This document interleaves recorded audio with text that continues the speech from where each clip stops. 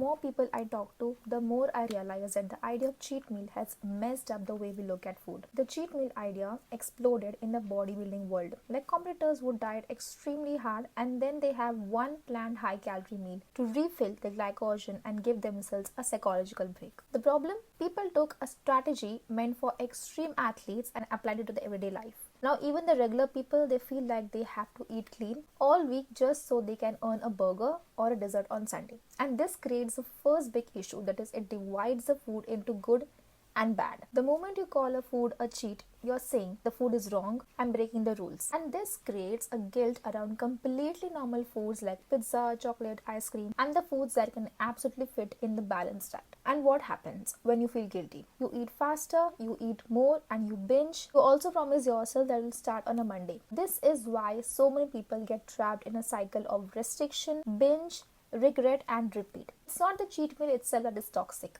It's a mindset it builds. One cheat meal can easily turn into 3000 plus calories without you even realizing. Like appetizers, extra sides, dessert, drinks. If your weekly deficit was 2000 calories, that one binge can erase the whole week. Cheat meals, they encourage black and white thinking. That is, you're either on or off your diet, or you're either good or bad. But long-term fitness doesn't work like that. You don't build a healthy lifestyle by switching between extreme restriction and then extreme overeating. You build it by having a normal, flexible diet that includes all types of foods without shame or any labels. You need to replace the cheat meals with a flexible eating. If you want to have a pizza, have a couple slices and move on with the day. No guilt, no cheating, just normal eating. You can still lose fat while eating the favorite foods you enjoy. You lose fat faster because you're not falling in the binge cycle. If you're finding the practical ways to fit in the high calorie foods without blowing up your goals, here it is.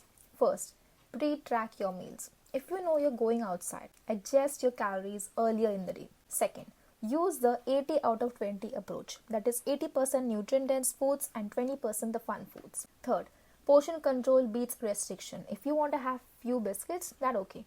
But a whole pack is a result of restriction. Fourth, choose satisfaction and not punishment. You need to eat foods you enjoy without rushing or overeating. 5.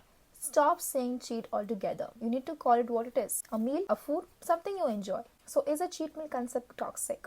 Yes, because it creates a toxic mindset around the food. You don't need to cheat on your diet. You don't need to feel guilty for eating something you enjoy. A healthy lifestyle mindset isn't built on rules you constantly break. It's built on flexibility, balance, and a sustainable relationship with the food. Stop calling it a cheat meal and start calling it like you're liking your life. Till then, see you in the next video and subscribe if you haven't already.